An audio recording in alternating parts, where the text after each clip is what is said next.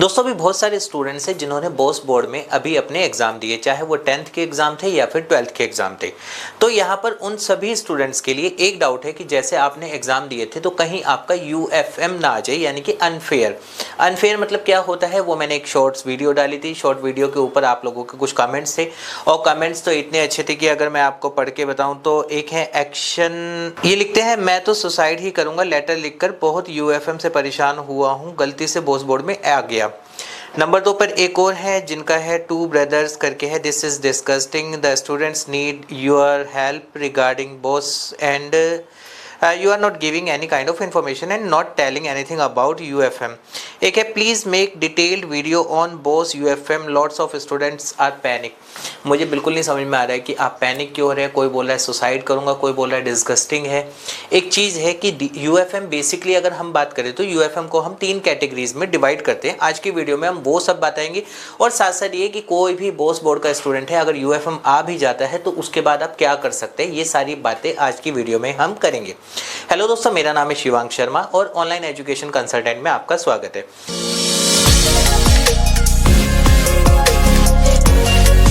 दोस्तों सबसे पहले तो आप लोगों को एक और चीज़ भी बता दूं, इन केस अगर कोई भी स्टूडेंट है जिसको अपना अगर जैसे कि कोई फेल हो जाता है 1 या 2 सब्जेक्ट में, 3 सब्जेक्ट में, उसको सेम ईयर में जुलाई में एक और चांस दिया जाएगा जिसमें कि वो दोबारा से एग्जाम दे सकते हैं और जो पुरानी गलतियां हैं उसको रिपीट ना करे और सेम ईयर में पास हो जाए। खैर ये तो बहुत ही अलग बात है कि मैं चाहूँगा भी नहीं आप लोगों में से किसी के साथ ऐसा हो।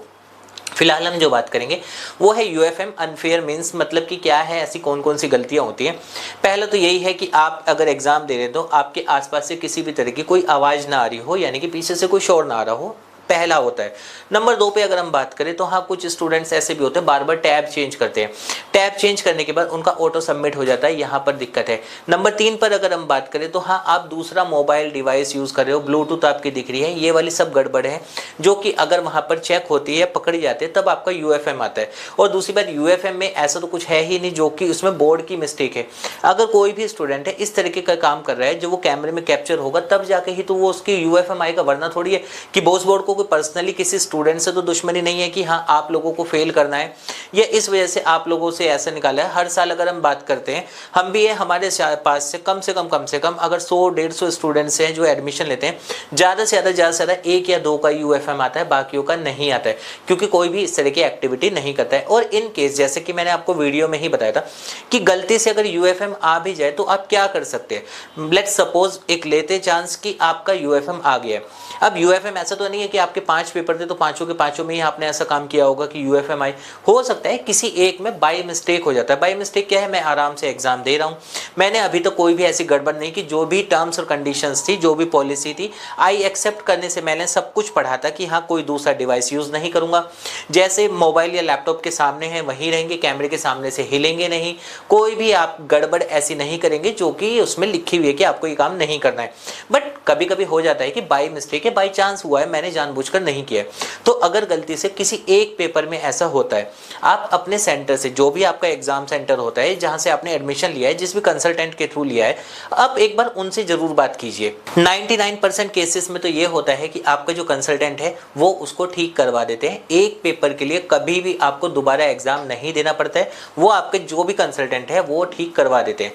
चांसेस कहाँ गड़बड़ होते हैं, वहाँ गड़बड़ होते हैं जहाँ हर पेपर में ऐसा है।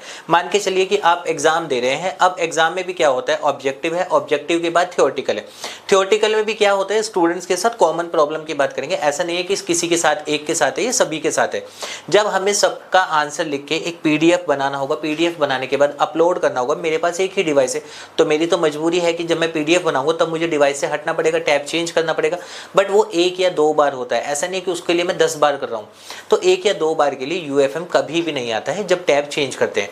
ये दिक्कत सिर्फ और सिर्फ आप लोगों को तब आती है जब आप लगातार ऐसा काम करते हैं कि बार बार टैब चेंज हो रहा है, बार बार ये हो रहा है, तो ये वाली दिक्कत तो आ जाती है। लेकिन अगर एक पेपर में सिर्फ ये गड़बड़ है आपका, जैसे कई बार होता है कि किसी स्टूडेंट का एक पेपर छूट भी जाए, तो इसमें भी बहुत सारे चांसेस रहते हैं ऐसे कि हाँ आपके सेंटर के पास इतनी पावर होती है कि वो आपको उस गड़बड़ से बचा सके और साथ साथ ये है कि आपको वहां से निकालकर आपका यूएफएम भी बचा ले और आपका साल भी बचा ले और आपका टाइम भी बचा ले।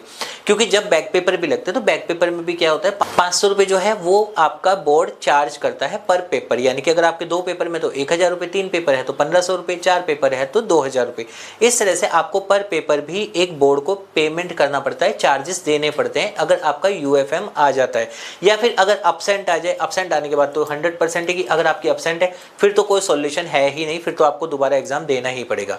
तो ये था एक छोटा सा अपडेट कि बोस बोर्ड में आप यूएफएम से लेकर इतना ज़्यादा घबरा रहे हैं कि कमेंट्स भी ऐसे ऐसे आ रहे हैं कि सुसाइड कर लूँगा, मैं ये कर लूँगा, मैं वो कर लूँगा। ऐसा घबराने की कोई नीड नहीं है। यूएफएम बहुत रेयर से रेयर केस में आता है बोस बोर्ड में। ज़्यादा से ज़्यादा अगर 100 बच्चे एग्जाम देते हैं तो सिर्फ 1 या 2 का आता है, वो भी इसलिए आता है कि उन्होंने ज़्यादा ही हद करी होती है, वरना नॉर्मल 1 या 2 बार 3 बार अगर आप टैब चेंज करते हैं, सिर्फ 1 बार वार्निंग तो आती है, लेकिन यूएफएम आपका बिल्कुल नहीं आता है।